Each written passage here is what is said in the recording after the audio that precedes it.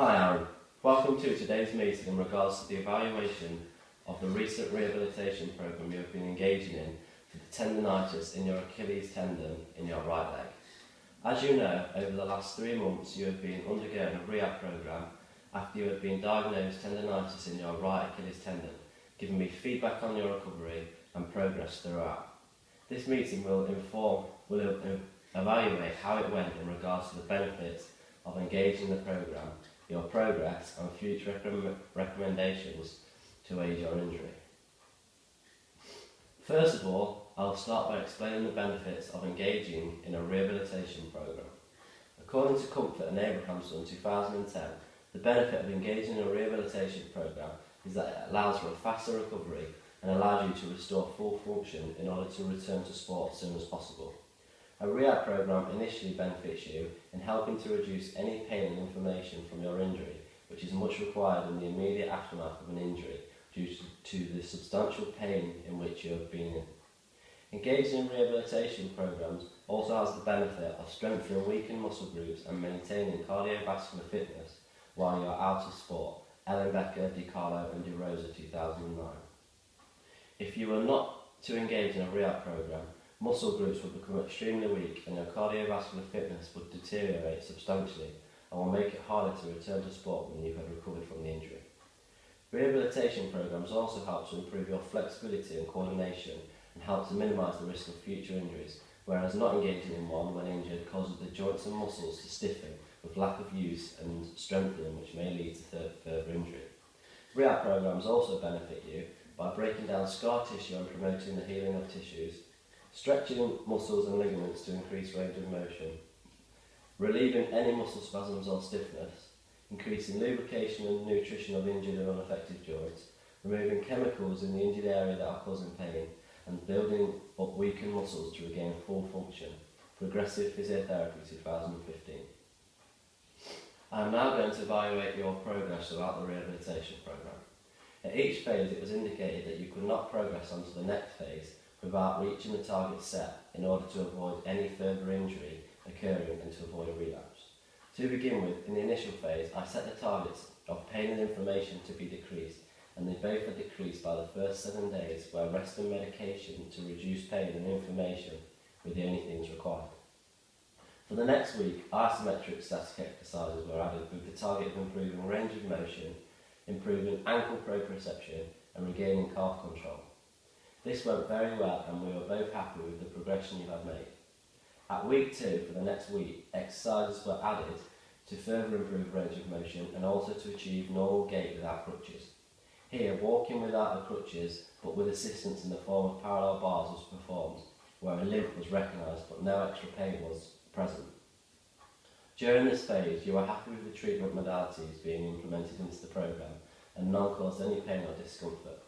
By the 3rd week, I was happy with your progress and happy for you to move on as scheduled. In the first week of the intermediate phase, exercises were set with the intention of reaching the targets of improving strength in the lower extremity, improving ankle joint proprioception and improving flexibility. Here you had no problems with the stretching, upper body weight training or core strength and conditioning, but however it did register pain when using resistance bands for plantar flexion and dorsiflexion of the ankle. Here we decided to still do these exercises but took out the resistance band and would imply it into the programme a week later where the pain was no longer present.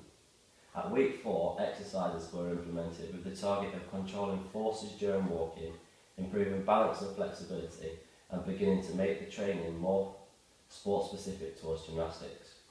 Walking with no assistance here was a struggle and caused the programme to be a week behind schedule. Assistance when walking was still needed up until week 5, therefore we could not move on to the next stage. Here, lots of walking with parallel bars was implemented into training in order for you to become more and more familiar with the movements. At week 6, you are now able to walk without assistance, however a limp was still present. All targets had been reached, however full range of motion was not quite reached. The first 2 weeks of the advanced phase was all about reaching the target of improving strength, power and balance without pain. All exercises were performed without pain or discomfort, and by week 8 you were not only walking limb-free but running too. At week 8, rehabilitation was now based around preparing you for gymnastics, and exercises performed were very sport orientated. This section of the phase was not only to be a week long, was only supposed to be a week long, but again we had to add another week to it before we were both happy with you moving on to the return to sport. This was due to you struggling to perform the sport-specific training with no assistance and no harness, where your lack of confidence to perform certain landings gave us an obstacle to overcome. Here it was decided that the harness was to be brought back for a week so the impact and stress of landing was reduced on the Achilles tendon. By the end of this week, with the harness, your confidence had increased drastically and your confidence issues were no longer an obstacle. Here, sports massage and contrast bathing were both utilised into the Rehab programme with no discomfort or challenges.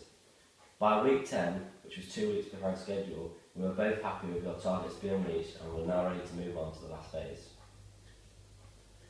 The targets set for the return to sport phase were for there to be no pain or swelling during or after sport-specific training, good results to be obtained in functional fitness tests including balance, strength, power and speed, and good results to be obtained in functional sport-specific tests including pommel horse, the rings, vaults, floor exercises, bars and beams. Training in the first 2 weeks of this phase was therefore all to do with improving these areas and was very sport-specific. At the end of the 2 weeks, tests were set to see if you were ready to progress onto competition-based training and practice events. Here you achieved good scores on functional fitness tests, but however did not on the sport-specific tests. Therefore, another week's training was implemented in order to achieve these functional sport-specific areas. The same tests were then performed where you were allowed to move on to the last part of the programme. For the next 2 weeks you performed in 2 practice events where performance was good and we were both happy that you were fully fit and ready to enter events.